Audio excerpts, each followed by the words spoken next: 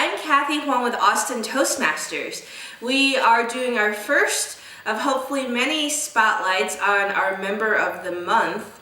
Today I actually have two very special guests with me, Ian Muth, who's about to get his DTM, and Jamie, his birth father. So let's get started, shall we? Ian, would you like to tell us a little bit about why you first joined Toastmaster and when that was? Yeah, it was back in 2009, and it was part of my midlife crisis program. So I hit a certain age and I decided, I need to get going. And so I joined a running group and I joined Toastmasters because Jamie had recommended Toastmasters about 5 years before, and I thought, if I'm going to do this, I should maybe join. Did you get a car? As part of I decided instead of getting a sports car, I got running shoes instead. I thought that was a lot healthier. Yeah, very economical. Yeah. Jamie, what about you? When I joined Toastmasters, I was first interested in it in my 20s. My dad had been in Toastmasters, and a good friend of mine was in Toastmasters and kept telling me I better go to it and stuff. Well, I took his advice. Now, that was when I was about 28. I took his advice, but I took it when I was about 50. And I remembered it though, the influence was still there. And the reason I joined at the age of 50 is my company said, you need to do more things in the community. So I thought, well, if I'm going to do that, I'll do something, for the community. I'll join Rotary Club, and I'll join Toastmasters more for myself. And it was the best thing that I ever did. It was fantastic. So for some of our newer members who may not know what it takes, can you talk a little bit about some of the most defining moments through your journey? Yeah, well, it seems like that first 10 speeches always seems to take a lot of effort. Because I think you're just getting used to public speaking and you're trying to develop some of those skills. So that seemed to take a long time, because I do remember thinking back of getting my 5th speech done and thinking, I'm only halfway there. What was your 10th speech about, Ian? The 10th speech was about listening. Okay. Because I realized that in Toastmasters you're doing speaking, but a lot of times you're only speaking for 5 to 7 minutes, and then you got these officer roles and you have that. But for the most part, I think the underlying secret weapon of Toastmasters is you end up listening more than you end up speaking. So I thought, this listening thing, there's probably something to it, and I should probably maybe practice that a little more, maybe helping my work life, personal life, maybe a bit more. Yeah. Maybe a lot more. Yeah, maybe a lot more. Exactly. So Ian, you also have a very impressive track record on the leadership side. Tell us a little bit about some of your best memories there. Yeah, the highlights were so I got roped into doing Sergeant at Arms. That was my first officer role. And I did that for, I think I filled in for 3 or 4 months and then 6 months. And that was my first taste. And then, but I really, as far as club officers, the VPE role, I really enjoyed a lot. Because you were helping people achieve their goals and celebrating with them when they succeeded at things. And I learned that I actually like tracking and crunching data. So you're looking at, and this is where the DCP points comes, but you're also helping people, like what is it going to take for them to achieve what they want to achieve. I remember when you pulled my CL manual out and you checked off all the boxes for me, and I was like, I'm a lot closer than I thought I was. And I imagine you've done that for many people. A few, yeah. Sometimes it just takes a little bit to show, hey, this is all it takes to get moving ahead and be a little more goal orientated in that way. The other highlight was just area director, because that's where you're going into a club where I knew a few people in different clubs, but I wasn't a member in any of them, yet I had to try to influence them. And I just really got to know people, and it was just, you know, I love our club and our membership, but it was wonderful to connect with other people in other clubs and with their members and experience along with them. Again, it was just kind of helping them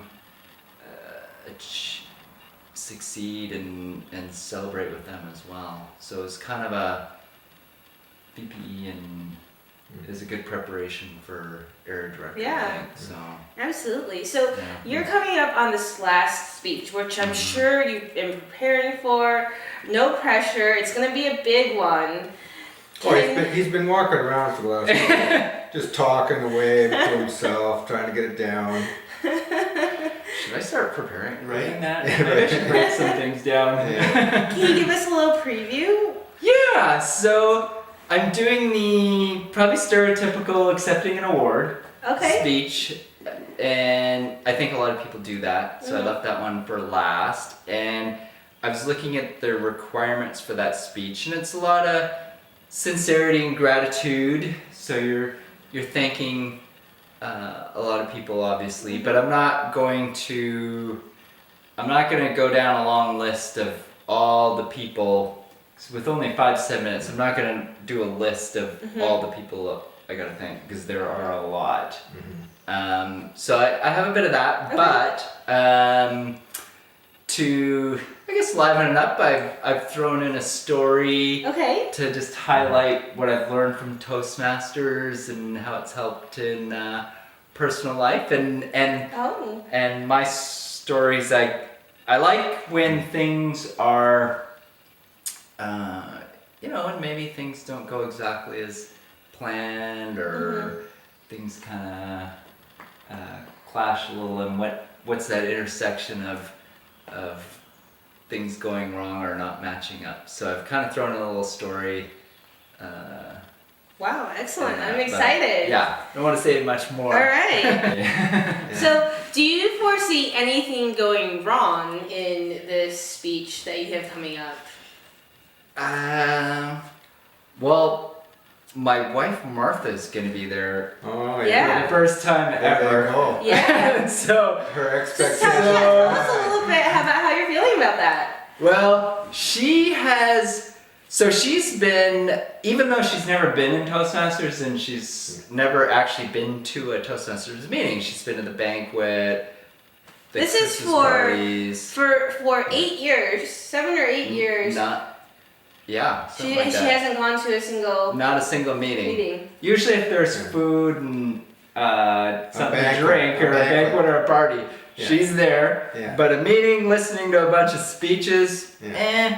But saying that, she could probably step into Toastmasters and do just fine, because she has supported me along the way. So earlier on, she helped me rehearse, and you know, I've blabbed on about CC that and contest this, Yeah. and she's listened or partially listened. Yeah. So, My but with her there, yeah, my wife Kathleen. yeah. Last time she was at a Toastmasters meeting, and she's only been to about 3 or 4, but last time she was at one, I noticed she was yawning a lot. Oh no. And it just wasn't for her, right? Uh-huh. So I never really asked her back again because it was Yeah. a little negative. But every speech that I gave for 15 years, she was the one that threw in the hand gestures and this and that. Oh. Yeah. And because I'm deadpan, you know, I can't do hand gestures. But she put them all in, and yeah, she was a big supporter too. Yeah. So But that I- helps. Yeah, it does help. But I think the pressure is Yeah.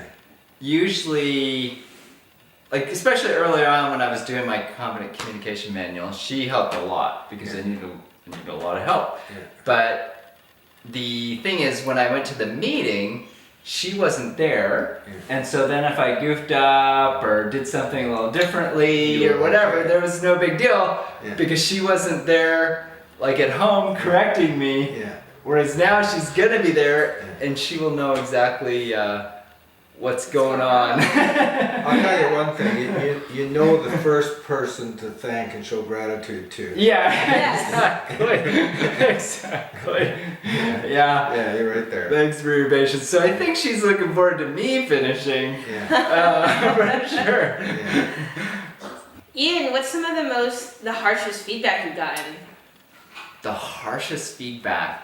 Well, I've actually been thinking about that a lot recently, because the one thing that I found actually refreshing was the candidness Oh. in the evaluations, and even when I was an officer, like I had people when I was president of the club who would come up to me and say, "This isn't right. You need to fix it." Wow. And they were pretty blunt and maybe just direct. Yeah. And even just the evaluations, I was surprised at how open people are about what you need to improve. Yeah. And I just found it refreshing. So for me, I don't see it as harsh advice. I mean, Okay. there's definitely advice that I've received that I think, I see what they're saying, but I maybe have a different opinion about it. Yeah. So I haven't, I've taken it, but I haven't done anything with it. But then there's other advice where I think, oh, they're right. It's a little personal, but Wow. Yeah. but I've taken it as I need to step up. Yeah. Yeah. So it's more of I see it as Yeah. this is what I need to improve on. And actually, one person, and if she watches this video, she'll know who she is. Whoa. I was doing a speech, and it was a number of years ago, and I had this speech printed out because I used to write them out, and I had it out in front of the table that we were sitting at, and she was next to me, Yeah. and she looked and she said, "What are you doing?" And I was just looking at my speech because I was a little nervous before I went up there, Yeah. and she said, "You don't need that. Like you're prepared as you're gonna be prepared. So forget it." And she grabbed Oh, good. the speech away from me, and I was like, "Oh!" And I said, "What are you doing? Like this is my security blanket before I go up." And I think she felt a little bad about it, so she did give me the speech back, but Yeah. she was The right. The message was there. Yeah, like she was totally right. Like I think when you get to that meeting, Yeah. relax, don't be stressed, because you're going to be prepared as you're going to be prepared, and that's the whole point in Toastmasters is it's a learning environment. Yeah. So if something doesn't go as you'd hoped or as planned, it doesn't matter. Yeah. People are still going to be supportive, you're still going to learn, and the world keeps spinning. So They don't know what you Right. planned because Yeah, what you yeah, gave is yeah. what they know. yeah, So exactly. I'm looking forward to you paying that forward by Yeah. stealing those notes from some unsuspecting that's right. Austin Toastmasters That's one day. Yeah, So you'll- watch out, guys. Yeah. It'll be popular. Yeah. But she did me a favor. All for right. sure.